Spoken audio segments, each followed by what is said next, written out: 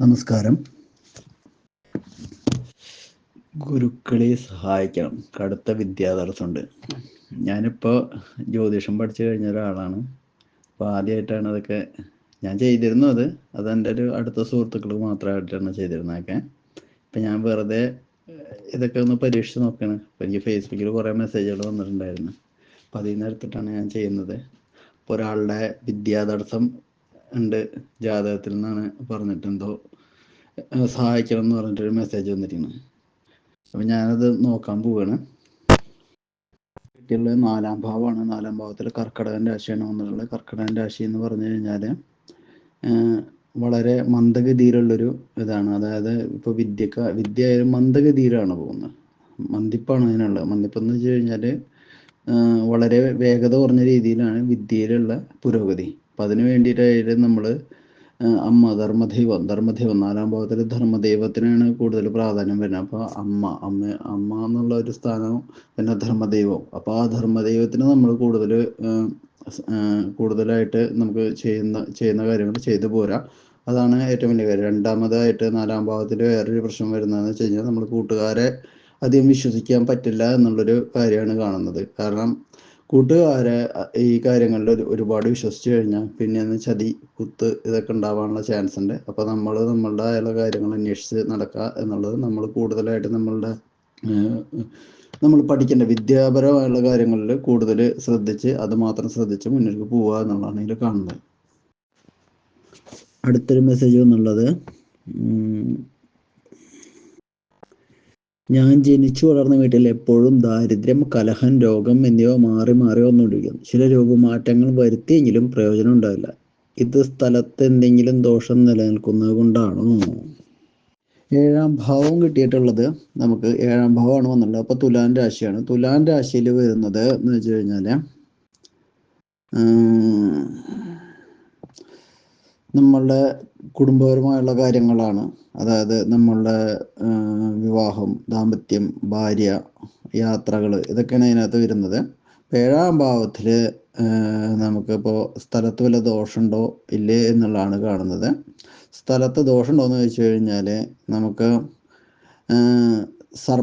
സർപ്പം, പാമ്പിൻ്റെ ഒരു ചെറിയ ദൃഷ്ടി കാണുന്നുണ്ട്. അപ്പോൾ ചിലപ്പോൾ ദൃഷ്ടിയാവാം, ഇല്ലെങ്കിൽ അടുത്ത് വല്ല പാമ്പിൻ്റെ സ്ഥലങ്ങളുണ്ടെങ്കിൽ അവിടെ നിന്നുള്ള വല്ല ദോഷങ്ങളാവാം, ഇല്ലെങ്കിൽ അവിടെ തന്നെ പാമ്പിൻ്റെ എന്തെങ്കിലും ഉണ്ടായിരിക്കാം. എന്തെങ്കിലും പാമ്പിൻ്റെയോ രക്ഷസിൻ്റെയോ എന്തെങ്കിലും ഉണ്ടായിരിക്കാം. രക്ഷസിൻ്റെ പോക്കുണ്ടെങ്കിലും ഇത് തന്നെയാണ് കാണിക്കുക. രക്ഷസിൻ്റെ കൂടെ പാമ്പുണ്ടാവും. ഗുളികൻ ഉണ്ടെങ്കിലും ഇതേ ഭാവം തന്നെയാണ് കാണിക്കുക. അപ്പോൾ നമുക്ക് വേണ്ടതെന്ന് വെച്ച് കഴിഞ്ഞാൽ 7-ാം ഭാവത്തിന് തൊട്ടടുത്തുള്ള നാഗത്തിൻ്റെ ക്ഷേത്രത്തിൽ എന്താണെന്ന് വെച്ച് കഴിഞ്ഞാൽ നമ്മൾ ചെറിയൊരു വഴിപാട് ചെയ്യുക. അത് മാസം തോറും നടത്തി പോകുന്നത് നല്ലതാണ്. അപ്പോൾ അതിൻ്റെ ശമനം കിട്ടും. പിന്നെ നമ്മൾ വീടൊന്ന് നോക്കുക. വീട് നോക്കാമെന്ന് വെച്ച് കഴിഞ്ഞാൽ വീടിൻ്റെ ഏതെങ്കിലും ഭാഗത്ത് എന്തെങ്കിലും പൊട്ടലോ ഇതുകളോ ഉണ്ടെങ്കിൽ നമുക്ക് ഇതുപോലുള്ള ബുദ്ധിമുട്ടുകൾ ഉണ്ടാവാൻ ചാൻസ് ഉണ്ട്. അപ്പോൾ അത് നമ്മളൊന്ന് ശ്രദ്ധിക്കുക. നമ്മൾ കിടക്കുന്ന സ്ഥലങ്ങളൊക്കെ വൃത്തിക്കും വെടിപ്പിനും സൂക്ഷിക്കുക. അടുത്തൊരു മെസ്സേജ് വന്നിട്ടുള്ളത്, എല്ലാവരും പറയുന്നു നല്ല സമയമാണെന്ന്. സാമ്പത്തിക നഷ്ടം, ഒരു രക്ഷപ്പെടലുണ്ടോ? ഹോട്ടൽ ഏറ്റെടുത്താൽ രക്ഷപ്പെടുമോ? അതോ വിദേശമാണോ നല്ലത്? ഇതിൽ നമുക്ക് കിട്ടിയത് 5-ാം ഭാവമാണ്. 5-ാം ഭാവത്തിൽ നമുക്ക് കാണുന്നതെന്ന് വെച്ച് കഴിഞ്ഞാൽ വളരെ നല്ല സമയം എന്ന് വെച്ച് കഴിഞ്ഞാൽ അത്യുത്തമമായൊരു സമയമാണ് ഇപ്പോൾ കാണുന്നത്. എന്നാലും നമുക്ക് സാമ്പത്തിക നഷ്ടം, രക്ഷപ്പെടലുണ്ടോ, ബുദ്ധിമുട്ടിലാണെന്നൊക്കെ പറയുമ്പോൾ നമുക്ക് നോക്കുമ്പോൾ കാണാൻ പറ്റുന്നത് മാരണദോഷങ്ങളാണ്. മാരണദോഷങ്ങൾ എന്ന് വെച്ചാൽ ശത്രു, ആഭിചാരം, അങ്ങനെയുള്ള ദോഷങ്ങളാണ് കാണുന്നത്. അതായത് നമുക്ക് ശത്രുക്കളുടെ കയ്യിൽ നിന്ന്, അതായത് നമുക്ക് അറിഞ്ഞോ അറിയാതെയോ ഉള്ള ശത്രുക്കളുണ്ടാകും. നമുക്ക് സംസാരിക്കാതെ ഉള്ളവരെല്ലാം നമ്മളോട് ചിരിച്ച് നിന്ന് നമ്മളെ ചതിക്കുന്നവരുണ്ടാകും. അപ്പോൾ അവർ എന്നുള്ളൊരു ദോഷമായിട്ടാണ് കാണുന്നത്. അതിന് വേണ്ടിയിട്ട് നമ്മൾ ആദ്യം നമ്മളുടെ ധർമ്മദൈവങ്ങൾ, പിതൃക്കൾ, അവർക്ക് വേണ്ടായുള്ള കാര്യങ്ങൾ ചെയ്യുക. ശിവനമ്പലത്തിൽ പോയിട്ടുള്ള ആയുസ്സിന് വേണ്ടിയുള്ള കാര്യങ്ങൾ ചെയ്യുക. ശിവനമ്പലത്തിൽ പോയി ധാര വഴിപാട് നടത്തി കഴിഞ്ഞാൽ നല്ലതാണ്. ശിവനോട് നല്ലോണം പ്രാർത്ഥിക്കുക എന്നുള്ളതാണ് അതിലുള്ള കാണുന്നത്.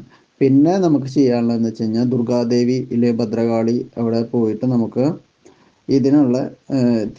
ഇതിനെ നമ്മളിപ്പോൾ എന്താ പറയുക, ത്രഷ്ടുപ്പ് എന്ന് പറയുന്നൊരു കാര്യമുണ്ട്. ത്രഷ്ടുപ്പ് നടത്തി കഴിഞ്ഞ് കഴിഞ്ഞാൽ നല്ലതാണ്. കാരണം വെച്ച് കഴിഞ്ഞാൽ എന്നിട്ട് നിങ്ങളുടെ അവിടെ നിന്ന് കിട്ടുന്ന പ്രസാദം നമ്മളുടെ വീടിൻ്റെ 4 മൂലയ്ക്കും കൊണ്ടുവന്നിടുക. അടുത്തൊരു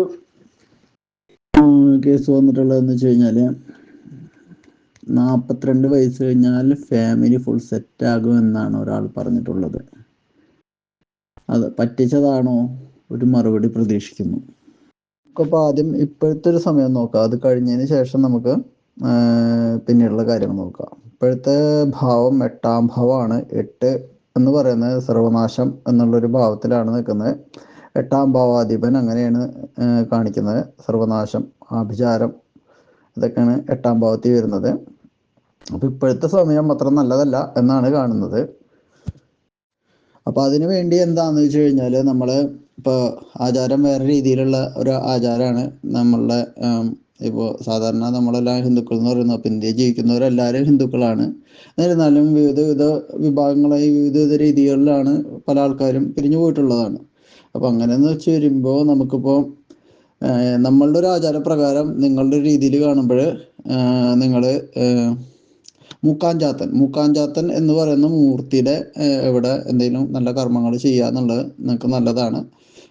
ആ ദേവനെയാണ് യഥാർത്ഥത്തിൽ നിങ്ങൾ ആരാധിച്ചുകൊണ്ടിരിക്കുന്നത്. അപ്പോൾ മൂക്കാഞ്ചാത്തന് ഒരു കർമ്മം കൊടുക്കുക. അതെവിടെയാണുള്ളതെന്ന് വെച്ച് കഴിഞ്ഞാൽ അവിടെ പോയി മൂക്കാഞ്ചാത്തനുള്ളൊരു കർമ്മം ചെയ്യുക. അത് വർഷത്തിലൊരിക്കൽ എല്ലാ കാലവും ചെയ്തുകൊണ്ടിരിക്കുക. പിന്നെ നിങ്ങളുടെ ഉള്ള പൂർവികർക്ക് നിങ്ങൾ നമസ്കരിക്കാറുണ്ടല്ലോ, അപ്പോൾ അവിടെ പോയിട്ടുള്ള എന്താ വെച്ച് കഴിഞ്ഞാൽ നിങ്ങളുടെ നിത്യപ്രാർത്ഥന അത് നടത്തുക.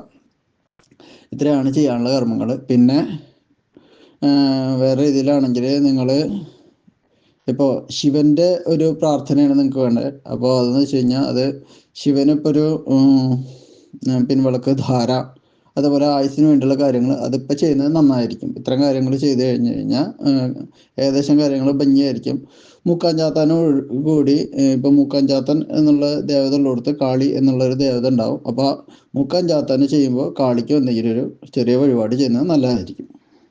42 വയസ്സിന് ശേഷം നല്ലതായിരിക്കും എന്നുള്ളൊരു കാര്യമാണ് നിങ്ങൾ നോക്കിയത്. 42 വയസ്സിൻ്റെ സമയം വരുന്നത് 5ാം ഭാവത്തിലാണ്. 5ാം ഭാവത്തിൽ നിങ്ങൾ വളരെ നല്ലൊരു സമയത്തിലായിരിക്കും. പക്ഷേ എന്നിരുന്നാലും നമ്മൾ ചെയ്തു പോരുന്ന കർമ്മങ്ങൾ മുടക്കം തട്ടാതെ ചെയ്തുകൊണ്ടിരിക്കുക. പ്രത്യേകിച്ച് മൂക്കാഞ്ചാത്താനുള്ള കർമ്മങ്ങൾ വർഷത്തിലൊരിക്കലായി ചെയ്യുക. കൂടെ കാളിക്ക് പിന്നെ ശിവന് വേണ്ടുന്ന കാര്യങ്ങൾ പറഞ്ഞ പോലെ ചെയ്തു കഴിഞ്ഞാൽ നിങ്ങൾക്ക് 42ാം വയസ്സിലെത്തുന്ന നിങ്ങളുടെ ആ ഒരു സമയം, ഇപ്പോഴത്തെ ഒരു സമയം പൊട്ട സമയമാണെങ്കിലും നിങ്ങളുടെ 42ാമത്തെ വയസ്സിൽ നല്ല സമയമാണ് കാണുന്നത്. അപ്പോൾ ആ സമയത്ത് നമ്മൾക്ക് വളരെ നല്ല രീതിയിൽ നിങ്ങൾക്ക് കാര്യങ്ങൾ നേടിയെടുക്കാൻ കഴിയും. പ്രത്യേകമായിട്ട് സത്കർമ്മങ്ങൾ അനുഷ്ഠിക്കുകയാണ് നിങ്ങൾക്ക് ഏറ്റവും നല്ലതായിരിക്കും. നല്ല രീതിയിലുള്ള നല്ല പെരുമാറ്റ രീതികളും കാര്യങ്ങളും നടത്തി കഴിഞ്ഞു കഴിഞ്ഞാൽ നല്ലതാണെങ്കിൽ മാത്രം മുന്നിലേക്ക് നിങ്ങൾ നടക്കും. അതല്ലാന്ന് വെച്ചാൽ നമ്മൾ ചെയ്യുന്ന കർമ്മങ്ങളുടെ തിരിച്ചടി കൃത്യമായിട്ട് നമ്മളുടെ ഭാവി കാലങ്ങളിൽ ഭാര്യ, മക്കൾ, സന്താനങ്ങൾ അല്ലെങ്കിൽ നമ്മൾ തന്നെയായിട്ട് അനുഭവിക്കേണ്ട വരും. അപ്പോൾ അതിൻ്റെ ഒരു ഇത് നിങ്ങൾ കാണുന്നുണ്ട്. ആ ഒരു സമയത്ത് നമ്മൾ വളരെ നല്ല രീതിയിൽ എത്തുമ്പോൾ ശ്രദ്ധിച്ചുകൊണ്ടുള്ള കാര്യങ്ങൾ ചെയ്യുക.